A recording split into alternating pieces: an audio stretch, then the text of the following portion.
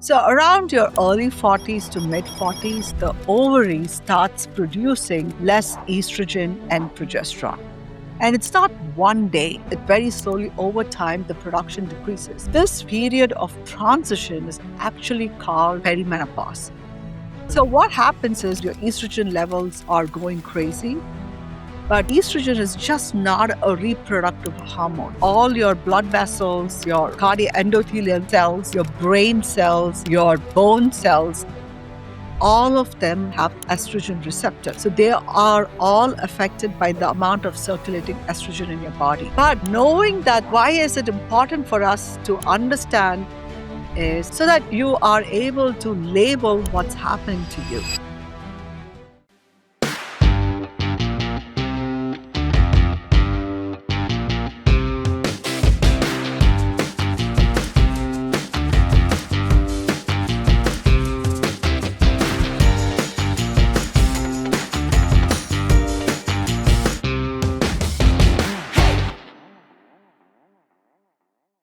Welcome back to Infinite Health. And today we're tackling a conversation that affects millions of women, and somehow it just doesn't seem to get the attention that it deserves.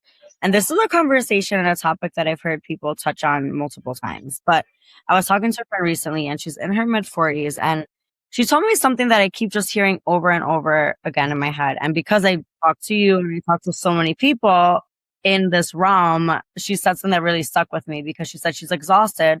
She's not sleeping well and she's anxious for no reason, but she keeps gaining weight in her middle area. And every time she mentions it to someone, they say it's stress or they say it's hormones or something along those lines, right?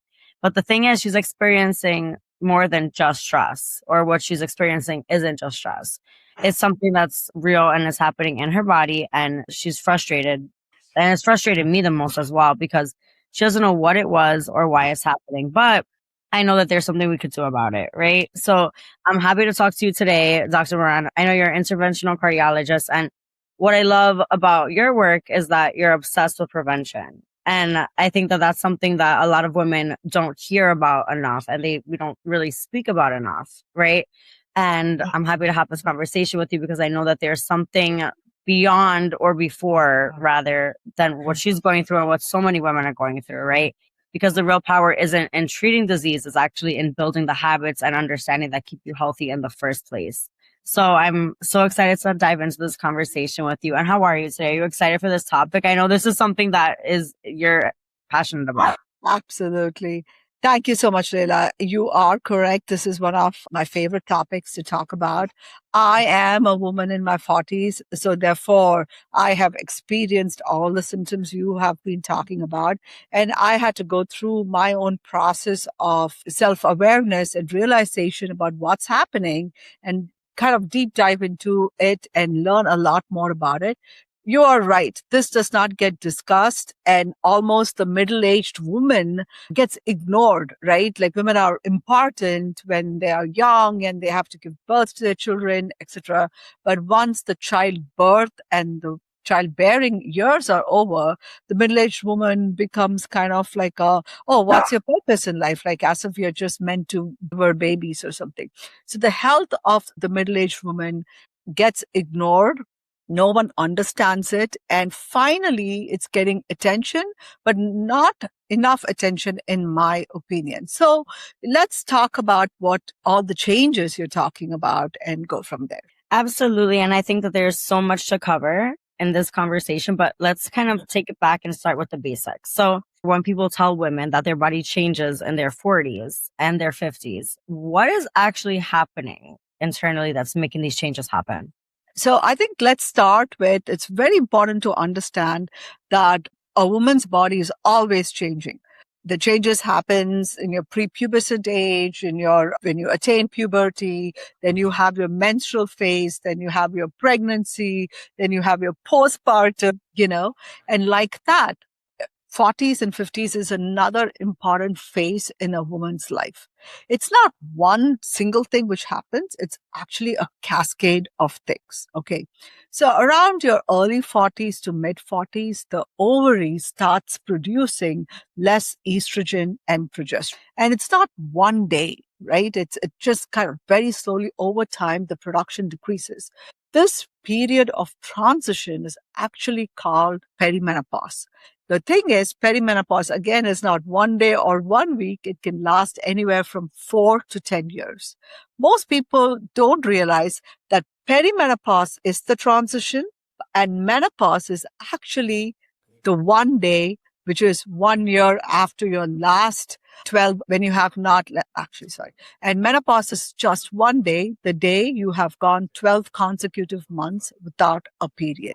So while perimenopause can just go on for years, menopause is truly defined as 12 months since your last menstrual period.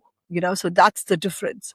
So during perimenopause, your hormone levels are fluctuating wildly. When I say wildly, I mean your estrogen levels are high this week and it's crashing the next week, whereas your progesterone levels are declining much more steadily.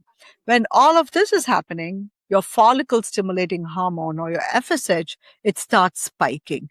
But it's a biofeedback mechanism. When your estrogen levels are high, FSH will be low. When estrogen is low, FSH is high. And, it's just going haywire. And it's so interesting because as a woman that's approaching this time in her life, I'm approaching my 40s.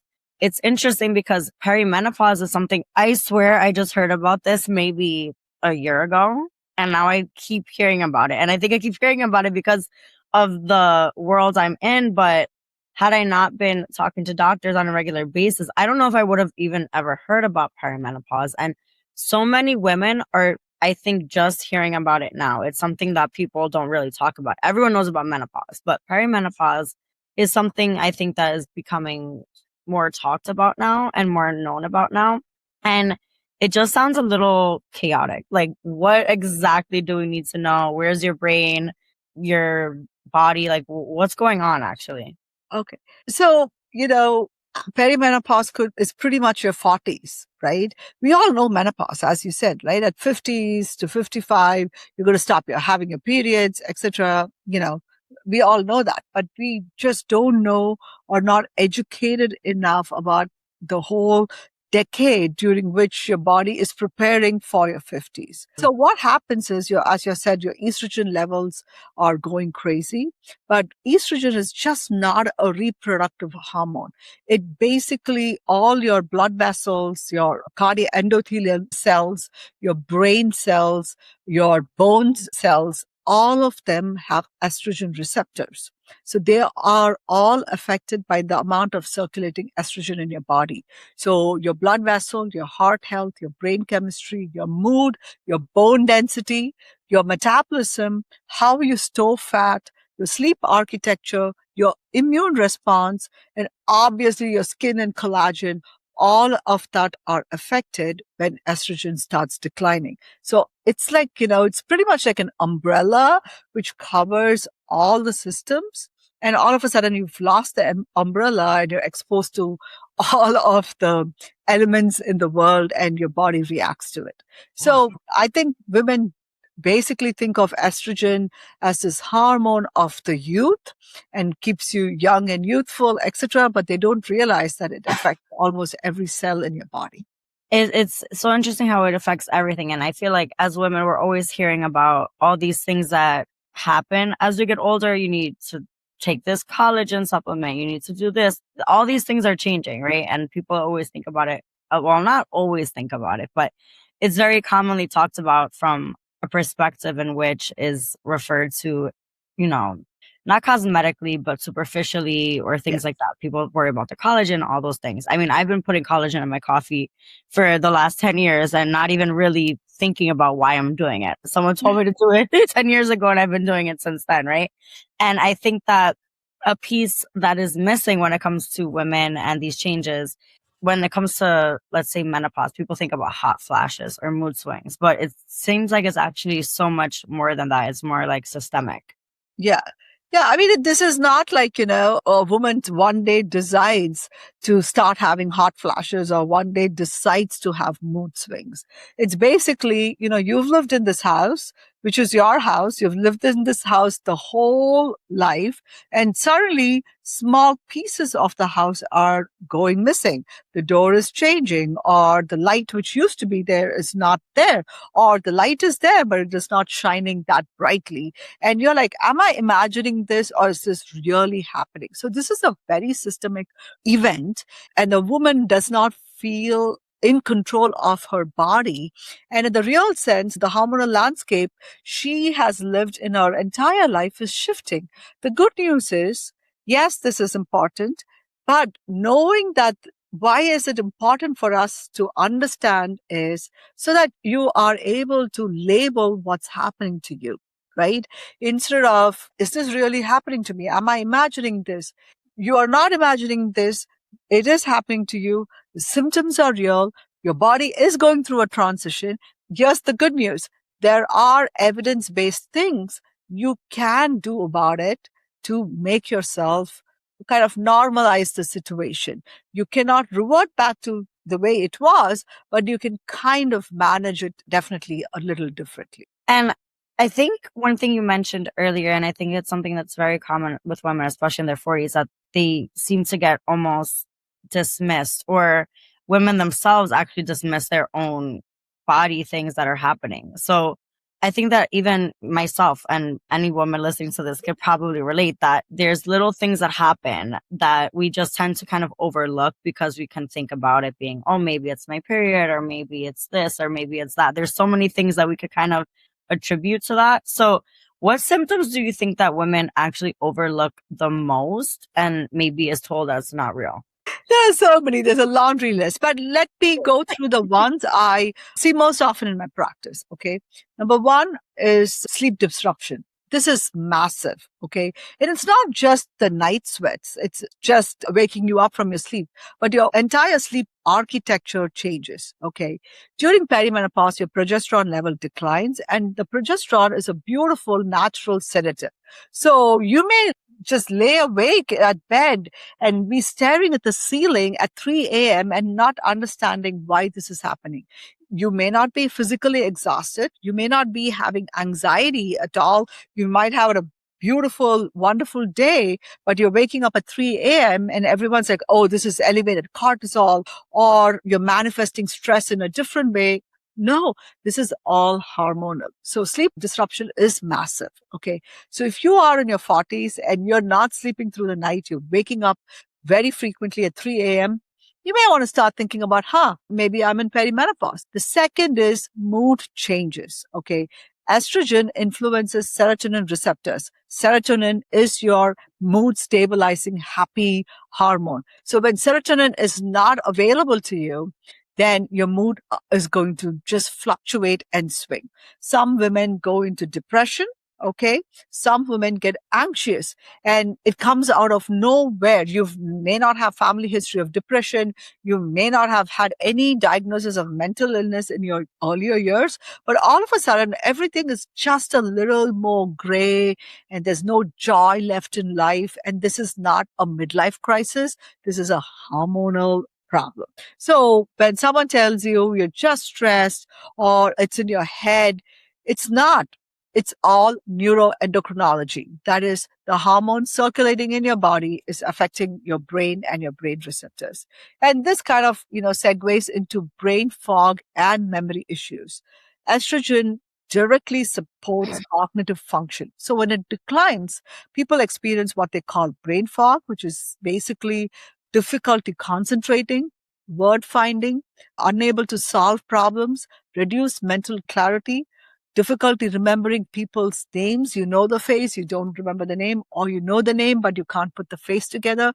This is all very real and documented. You're not having a stroke. This is a hormonal issue. And the fourth, I want to emphasize on this because it's big time, joint and muscle pain. Estrogen also is an anti-inflammatory hormone. So as it declines, inflammation goes up, your wear and tear in your joints just go up. So you wake up with sore knees, shoulders, hips, etc. This is just hormone-related inflammation.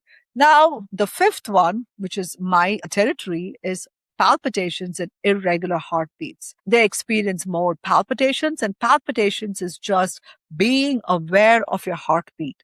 It could be skipped beats, it could be just a flutter here and there, or you can just feel racing of your heart. And, of course, along with this and your inability to manage your moods better, you could go into a full blown anxiety attack, etc. And it's very confusing. Then there's a fear that you're going to die. So again, if it's persistent, it's worthwhile talking to a physician about it. And finally, a very important thing is the weight gain. Right? It's very frustrating. You could be exercising and eating the same calories every day for all the entire decade. And all of a sudden, your middle starts getting puffy and you start gaining a lot of visceral fat. The way your weight on the scale goes up and you're not building muscle the way you used to. So this is all related to the changes, the hormone changes which happens to you. And it's, women are gaslit into you're eating more than you realize. Be aware that these are all real issues and there's a very good scientific explanation as to why this is happening to you. I feel like that's probably going to bring so much calm and peace to women listening to this, because it just brought me some sense of peace hearing that. But it's so interesting because of all the things that you said, I feel like there's so many other factors that if you're having those symptoms, you could attribute to something else. You could be thinking it's depression, or you could be thinking you're lazy, or maybe I'm eating more, like you said, than I used to, or have I been eating poorly, or all these different things that can go through your mind that you kind of, like you say, you even can gaslight yourself into thinking it's something you're doing when it's really just your body. And I think that the pattern that women are experiencing is real. They're, being told it's stress or it's age or, it's in their head. And I think that's women any age. We're told these things, right? But when it actually changes and it's biological and it's happening, this is the time, to really talk about it. So it's great that we're having this conversation, because women, I think, need to hear that this is real and it's not in their head. You know what I mean? See, the problem here is also like, when you've missed a period when you're young and you pee on a stick, the stick tells you you're pregnant, you're not pregnant. Okay. But there is no peeing on one stick at one time, which tells you perimenopause, check, not perimenopausal, menopause. There's nothing like that because, as I said, 1 week your hormone levels could be high and the next week the hormone levels can be low. So it's more of a trend which you see, and it's not one lab test which exactly puts you in a box. So you kind of have to just take stock, okay, and be like, yes, yeah, this is happening, and kind of decide, is this happening? And I'm able to manage and navigate life the way I normally do. Okay. Make some minor changes here and there, but it's not affecting me a big deal. I'm still able to do everything. Or I am struggling. I'm not getting good enough sleep. I am having so much palpitations. I'm just not able to eat anything because I'm just gaining so much weight. So that is the difference. Are you struggling in your 40s and in your 50s? Because of all the things that's happening versus, life is good. Yes, I notice all these things, but I can still go ahead. That's the difference, right? So you have to look at yourself in the mirror and say, yeah, I'm waking up maybe once a week, not every day. My weight's going up, but I'm able to, exercise a little bit more, tweak this part of my diet, and I'm able to maintain status quo. So versus if you're struggling, and if the struggle is unbearable, like 10 out of 10, 7, 8, 9, 10 out of 10 in intensity, that's when you need to go talk to someone about it. Absolutely. And being that this is Infinite Health, so I have to ask, how does the transition change from a woman's heart risk? Does this change a woman's heart risk at all? And because I think a lot of women don't really always realize that their cardiovascular risk is also shifting in this phase. Well, this is one of the most important conversations we should have. I'm so glad you brought it up. Okay. Here's the reality. Before menopause, okay, women have significantly lower cardiac risk than men of the same age. A 30-year-old man versus a 30-year-old woman, the 30-year-old man is at a higher risk for developing a heart attack if they are both experiencing chest pain. This is largely due to estrogen, which is extremely cardioprotective. It keeps our blood vessels flexible, reduces inflammation, improves the cholesterol profile. The endothelial lining of the cells are much more healthy. But as you get into your 40s and the shift happens, and once menopause is achieved, your cardiovascular risk also steadily increases. So by the age of 65, the cardiovascular disease is literally the number one killer of women, more than breast cancer or any other cause all put together. But the risk hits the man at 65, but you are going up the trajectory. You're going up the trajectory from the age of 40. And so several changes happen. First is blood pressure. Estrogen, again, keeps the blood vessels relaxed and responsive. And as estrogen declines, the blood pressure tends to increase as well. And in menopause, most women experience higher needs for blood pressure medications compared to men the same age. That is, 40 to 50, there are more women jumping into the blood pressure category compared to 40 to 50 in men. The second is the cholesterol profile. Estrogen helps the high density lipoprotein, or the HDL, which is the good cholesterol, and lowers the LDL, or the lower density lipoprotein. The whole thing flips around. Your HDL goes down and your LDL goes up, which is not good for you at all. Then the third is your insulin sensitivity, your blood sugar, the way your body sees blood sugars. Okay. Estrogen plays a very important role in insulin sensitivity. And unfortunately, as we turn 40, we see blood sugars very differently. And all of the blood sugars, blood glucose, irrespective of whether it's coming from good carbs, bad carbs, healthy carbs, unhealthy carbs, gets converted into visceral fat, and this fat surrounds all the organs and serves as a source of inflammation, and inflammation drives atherosclerosis. And the final thing is, endothelial cells, which is basically the inner lining of your blood vessel. Think of estrogen that keeps it nice and pliant and pliable. Without it, the endothelial cells become dysfunctional, and you end up with chest pain or heart attacks, even though you don't have blockages in the blood vessels of the heart. So it's really a lot of changes happen. You'd see the effects of the change after 65, but the changes are beginning to happen.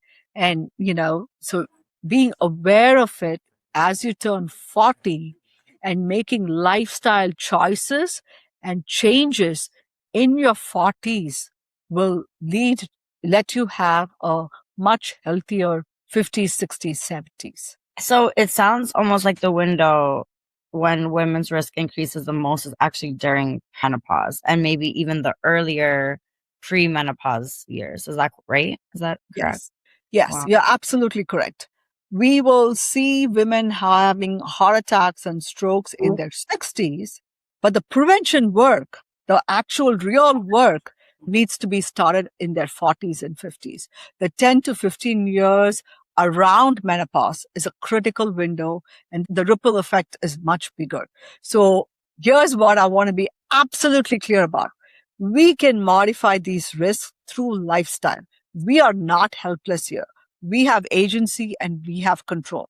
Blood pressure, cholesterol, blood sugar, inflammation, weight, these are all influenced by what we do every single day. Getting good exercise, prioritizing sleep, prioritizing protein, managing stress well, maintaining muscle mass. These are not optional, or it'll be nice to have. These are actually the foundation of preventing heart disease. And that's what this transition is kind of telling us to do. And you just mentioned muscle, and that's something that I think we hear about a lot, but I don't know if we really understand how important it is. So let's talk about muscle for a second, and bone. So you hear the word osteoporosis thrown around so often and so frequently, but let's say when you're 45, it's actually, you think it might be something that's decades away, but I don't think that's the case, being what we're talking about now. It sounds like it might be closer than we kind of imagine it that it is. Like how we think of heart disease as a disease of men, we think of osteoporosis as a disease of very old women, like someone in the 80s and 90s. While Mhm. osteoporosis is a process which kind of once again starts in your 40s and 50s. Estrogen is just truly a very, very crucial hormone for us. And we start losing it. And it's crucial for bone density. It's crucial for maintaining muscle mass. Let's talk about muscle before we move to bones. Okay. Muscle mass is like the biggest currency we have. Think of it as your retirement package. Okay. And you want your retirement package to be nice and cushy and full, right? And that's how we want our muscle mass to be. We want really good, at least 30 to 40% of a body mass to be in muscle, less than 20 in fat and more muscle mass. That's the balance. The more muscle you have, and that is your health currency. That's your resilience factor. It is difficult for women to build muscle because you testosterone levels are also going down along with our perimenopause. We already have less testosterone than men, but even the little testosterone we start losing. So building muscle in your 40s and 50s needs to be intentional. So how do you build muscle? Not by going for slow walks or zone 2 walks or walks where you're chatting with your friend. That will build your cardiac health, etc., will build your mitochondrial health, and therefore has a role and a space for it. But muscle building comes from lifting and resistance training. So that again has to be an intentional practice at least 2 to 3 times a week. More than 3 times a week, it can actually cause injury. I don't recommend it. Once a week, you're not doing anything. It's going to have a homeopathic effect. So 2 to 3 times a week is more than enough. If you don't build muscle, you're not going to have resilience later on in life. So please, women of every age, build your muscle. Okay. Now, coming on to the bones. If you lift weights and if you do resistant training, then the muscle is going to pull against the bone. Okay. And that's what is going to improve your bone density.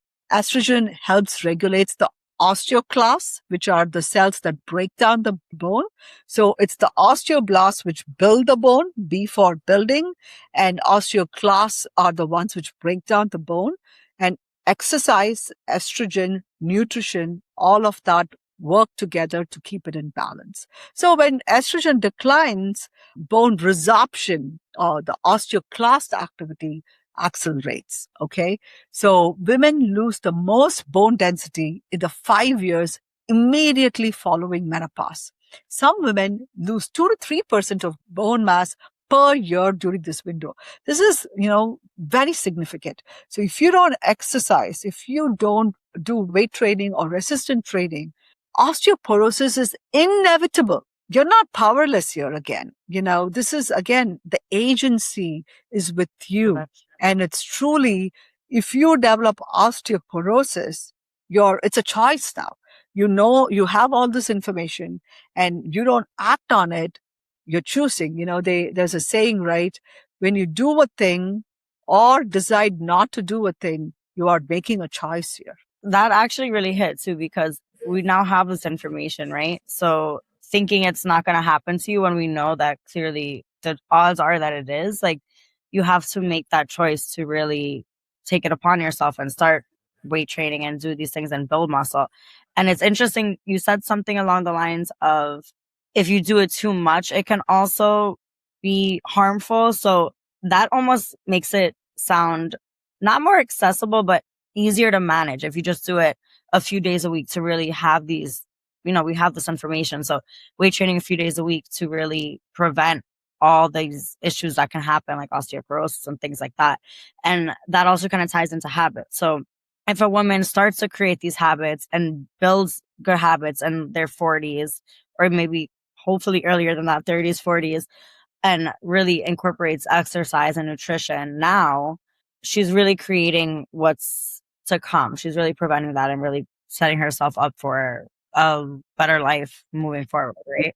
building good habits is truly the foundation. Okay. So, think of this as a bank account. And the more you exercise, the more you focus on nutrition, and the more you are doing resistance training, etc., you're building your bank balance and your savings. And you start doing it in your younger years, in your menopausal transitional years, you will have enough in your account to withdraw and you won't go into deficit. That's the bottom line. The encouraging part is it's never too late to start. Whether you're in your 40 or 45, 50, 55, 60, 65, 70, 75, 80, 85, 90, it is never too late to start. And starting late is better than not starting at all. So Infinite Health is truly about building habits. We said this at the beginning, you've said it, and I will reiterate it. It's about building habits. And what are the habits I'm asking you to build? Exercise, making sure you're eating enough protein 3 times a day. Are you sitting somewhere quietly, at least for 2 to 5 minutes, and taking stock of what happened in your day? Are you giving yourself enough break from the screens and having a good sleep hygiene so that you switch off, go to bed, stay in bed, sleep in bed, wake up and use the bed only for sleeping? And, are you having enough emotional, meaningful connections with the rest of the world so you feel connected? This is the secret sauce. But the thing is, it's not secret anymore. It's the sauce. It was the secret sauce, and now it's the sauce that everyone is getting a sample of. And it's so interesting. You were talking about that, and all I could think of is I know this woman named Maria. When I lived in Florida for a little bit, I used to walk her daughter's dog, and her daughter was, middle age, and she was much older. She was in her 90s, and I still talk to her all the time. And I was so blown away by this lady. I talk to her on a regular basis still. I love her. And she was in her 90s, and she would go out on her walks. She would walk the dog a lot of the time as well. And she would lift her leg. She would sit on like a regular chair, picture like a dining table chair, had it in the front of her house.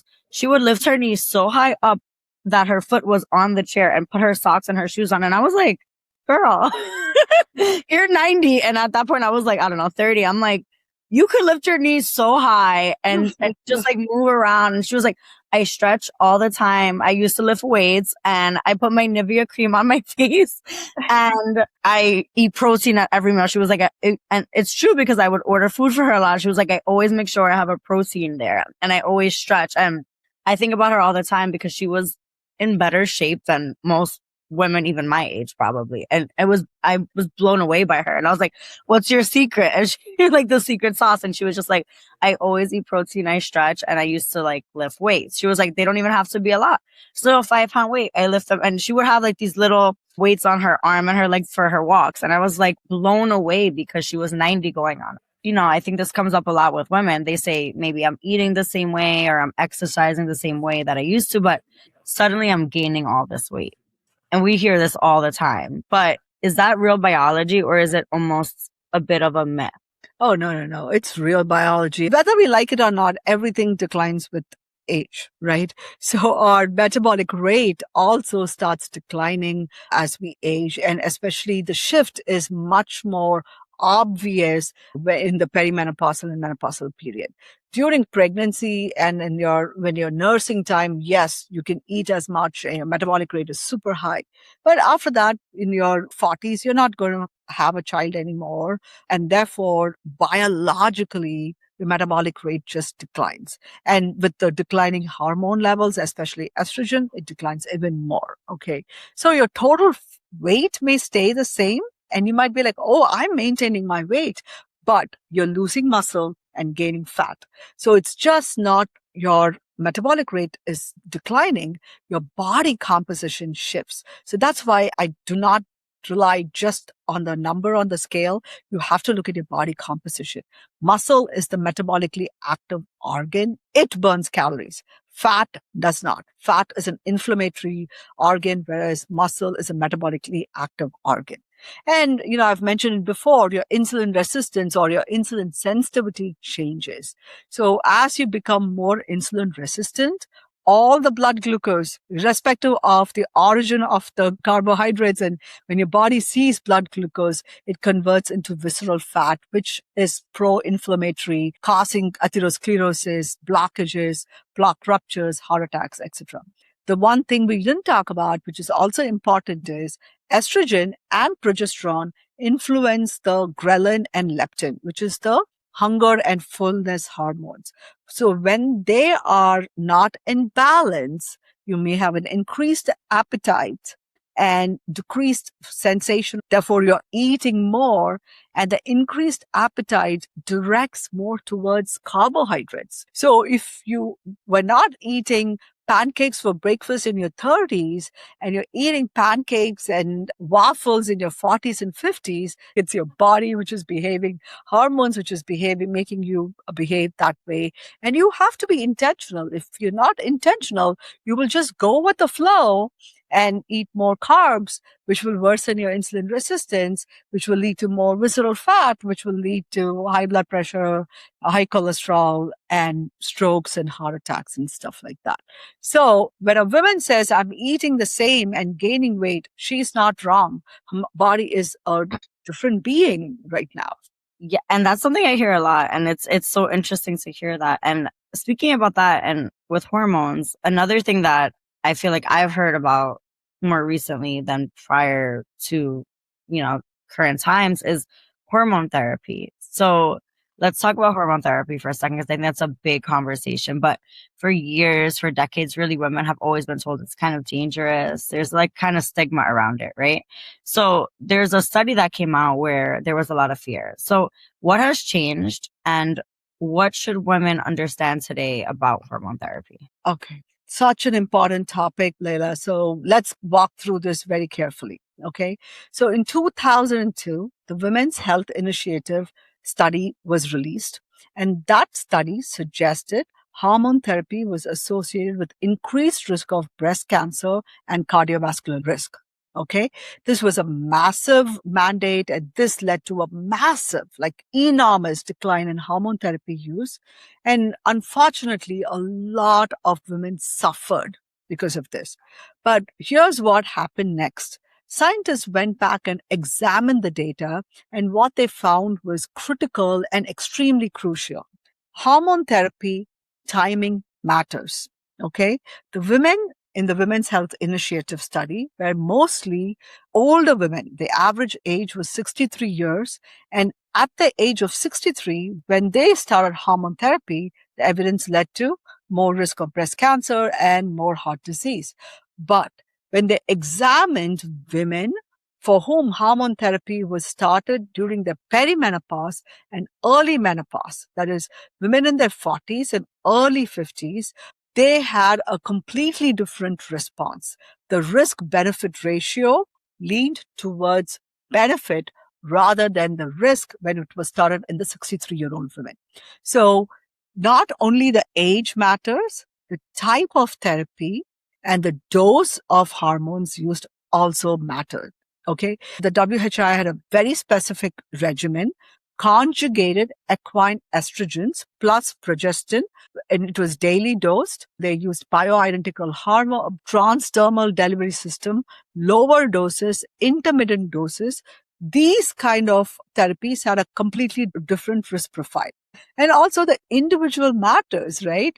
Does the woman have a personal history of breast cancer? And those women had a completely different consideration compared to the woman who had no history of risk of breast cancer. It's not a cookie cutter which fits all, but it is a very personalized thing which needs to be individualized and tailored for each woman. Now, here's what the most recent evidence shows. For cardiovascular health, when the hormone therapy is started early in the transition, hormone therapy can actually be beneficial and maintain beneficial cholesterol profiles, blood pressure, and endothelial function. The risk is minimal to absent when hormone therapy is started in the perimenopause. Okay, now let's move on to bone health. We talked so much about osteoblasts and osteoclasts. So for bone health, hormone therapy is one of the most effective ways to prevent bone loss during the menopausal transition. Now, quality of life. Why are we doing all this? So that we have a better quality of life. For women experiencing severe hot flashes, night sweats, brain fog, mood changes, sleep disruption, hormone therapy can be transformative. Now, the big elephant in the room is breast cancer. Let's talk about that. For breast cancer risk, the data now shows estrogen alone, that is, in a woman without a uterus, it has minimal increased risk. Okay. Estrogen and progesterone shows a moderate risk, particularly with long term use. Risk is much lower with transdermal delivery than oral. Risk decreases as soon as the therapy is stopped. So, if you have a history of breast cancer or a risk of breast cancer, this is what you need to look at. And then what would you tell women who are maybe in the time period or maybe in the thick of their perimenopause stage? Okay. So if you are in your mid 40s or late 40s, you are in the thick of perimenopause, whether you like it or not. Okay. Hormone therapy is one tool in your toolkit. It's not for everyone. It's not salt which you just throw, it's not like, iodized salt for everyone. It's not for everyone, but it shouldn't be off the table because of outdated fear. So let's go back to the introspection I told you. Oh yeah, I have these symptoms, but it's not that bad. It's manageable. Then don't bother about it. But if you're struggling significantly with symptoms, and if you have a high cardiovascular risk, or your grandma had osteoporosis and fractured and died, or you've checked your lipoprotein little a and it's elevated, which means you have a genetically predisposed elevated risk for heart disease, then I think you need to consider hormone replacement therapy. Don't start because you heard on Infinite Health, but instead make an appointment with your primary healthcare provider or your OBGYN and have a serious conversation with a doctor who understands the evidence and your individual situation. Let me be very clear. Hormone therapy is not a substitute for a healthy, intentional lifestyle. Your daily habits, exercise, nutrition, sleep, stress management, not smoking, not drinking, this is the foundation. Hormone therapy is it's a little pep in your step. It's the icing on the cake, but the cake is lifestyle and you can't compromise on the cake. And that's so very much aligned with your philosophy of prevention, right? Yeah, whether one chooses hormone therapy, the habits that matter are the same. Whether you choose, if there's one takeaway from this podcast, that is going to be intentional, move and lift weights at least twice a week, do cardio 2 to 3 times a week, prioritize your protein, prioritize your sleep, take time to meditate or do some sort of a mindfulness practice, whether it's just coloring in a Zen book, whatever, manage your stress, build your community. These are the things that determine your long-term health. So do not compromise on that. No, those are such good things. And I think it's so important for women to hear because it's so easy to think everything's going to be okay. But then hearing these things and these tips and these tricks are so crucial for longevity and quality of life. I was having this conversation, I think yesterday or the day before, like you can live long, but what's the quality of life? Like you need to have muscle. You need to do these things to prevent, living a long time and having a poor quality of life if, that's what happens. So it's so important to really think about it. And like you said, it could only be 2 or 3 days a week. These small habits can really, really change the whole trajectory. And I think that is just, so interesting because sometimes people think that they need to work out and they need to build muscle and all these things. And it almost feels overwhelming. Like you need to do it 5 or 6 days a week, but just hearing small little doses is actually what's more beneficial. I think is a huge change in mindset for a lot of people. I mean, myself included. And then I think something that we're seeing a lot of right now is an explosion of technology that are marketed to women in this phase in midlife. So apps, wearables, trackers, things like that. But what's actually useful for women that are in the midst of navigating this transition and what is mostly noise? Again, fantastic. So technology again needs to make our lives better and easier and not overwhelm us. So here's my take. Let's start with continuous glucose monitors. Okay. So what does it tell you that you already don't know about yourself? If you eat a piece of cake, your blood sugar is going to rise. Okay. You don't need a continuous glucose monitor to tell you that. But instead, you can use it. Is there your favorite oat milk, or is there a particular bread? There are certain nuances. That's what you can use your continuous glucose monitor. And beyond 2 weeks of use of the continuous glucose monitor, if you're not a diabetic, I don't think it adds value to you. So you can use the data for the 2 weeks and experiment with yourself and kind of understand how your body responds. And that's it. Done. I really don't think you need to have a CGM every day for the rest of your life if you are not a diabetic. It's not going to prevent anything. It just gives you a little bit more data. And honestly, if you use common sense, you probably already know the answers to the questions you're asking for. But if you just want it and you want to just see it, go for it. But it's not worth obsessing about it. It's understanding your individual metabolic response to certain foods.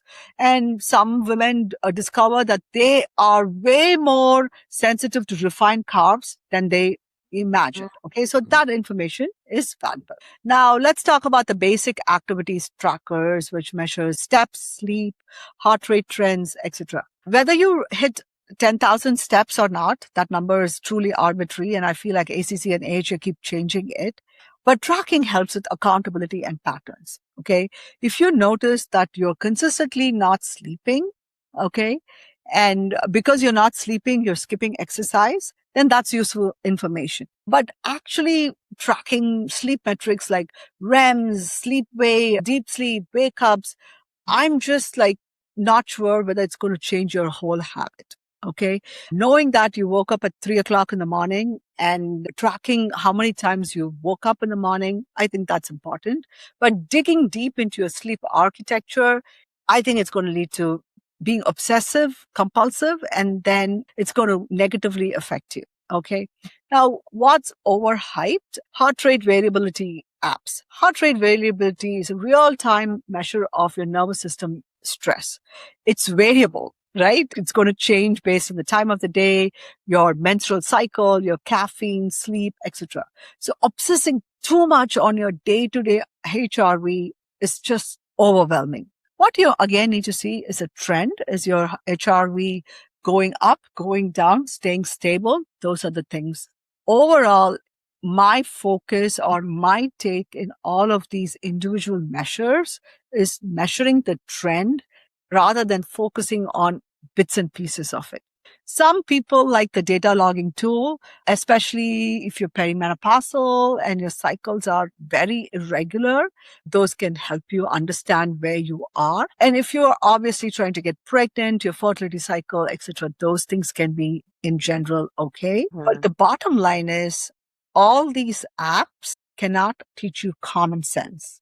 If you're all the time focusing on different metrics and not looking at the big picture of life, not enjoying the life you're living, but spending too much time on an Excel spreadsheet logging in the data, then you're too close to the tree and therefore missing the forest. That's a really good saying. And I think it's easy to get caught up in that, especially if you're tracking different things, multiple things. So yeah, it sounds like the principle really is technology should support your understanding and not replace your judgment. And I think one of the things that we explore on this show is really important is about how health really challenges or how health challenges look different in different parts of the world and different ages with women and different demographics overall. But I know that you've been traveling to India a lot recently as well, or you will be traveling to India a lot in the near future. So let's talk about that a little bit as well. So, because I know there's an interesting story here with India. So let's hop into that a little bit. Absolutely. So yes, I am kind of going to be moving my base to India as well. So it's good to talk about the perspectives of what happens to Indian women or the South Asian women. Okay. The first is the timing. Indian women often reach menopause several years earlier than women in Western countries. sometimes by 3 to 5 years. So the average age is around 47 to 48 years old in India versus 51 in the US.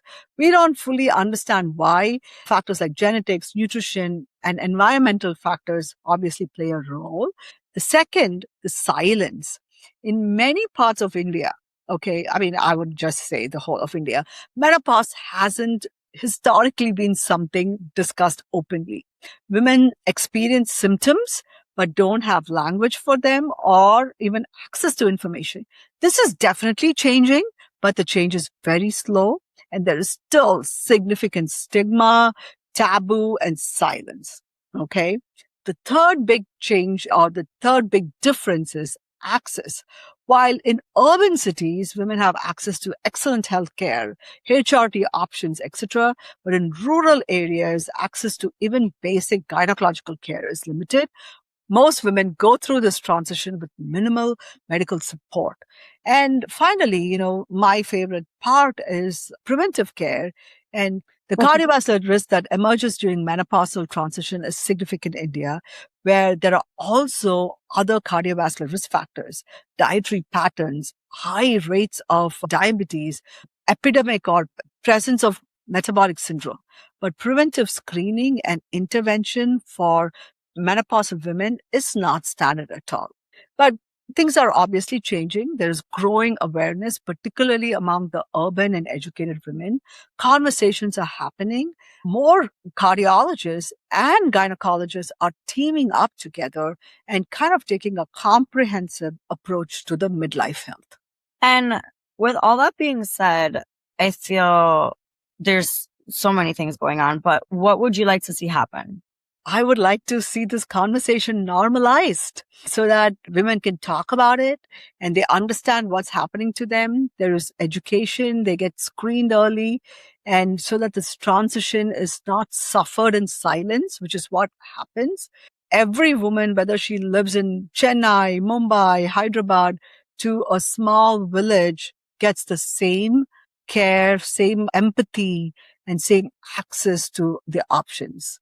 Absolutely. And this is, I think, such an important conversation. I'm so happy that we're bringing this conversation to light. And let me just take a second to kind of reflect back on what I'm hearing from you. So it sounds like midlife isn't about getting older. It's more like a biological transition as significant as puberty. And I don't think that people really talk about it in that way. And it really does affect everything: cardiovascular health, metabolism, bone density that we talked about, sleep, mood, longevity, and overall quality of life. So I think that it's kind of frustrating, or the most frustrating part is that women kind of are often gaslit almost in a way about what they're experiencing. And especially different to puberty, when you're going through puberty as a kid, there's adults that kind of guide you through this. As the adult going through this, I feel like it's so easy to put it on the back burner and ignore it and be easily gaslit into thinking it's normal, or,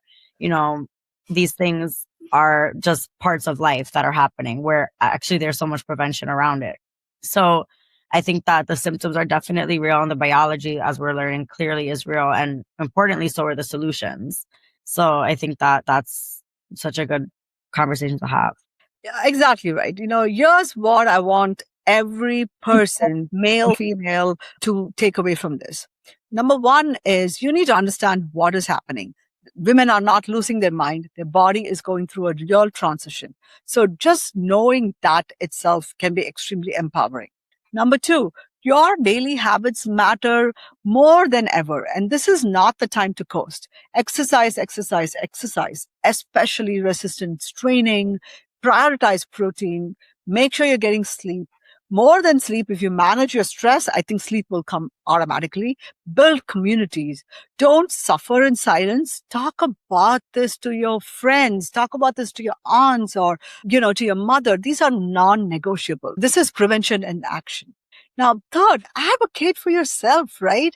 If you're experiencing symptoms, bring them up. Talk to your doctor. Talk about cardiovascular risk. Talk about bone density, metabolic changes.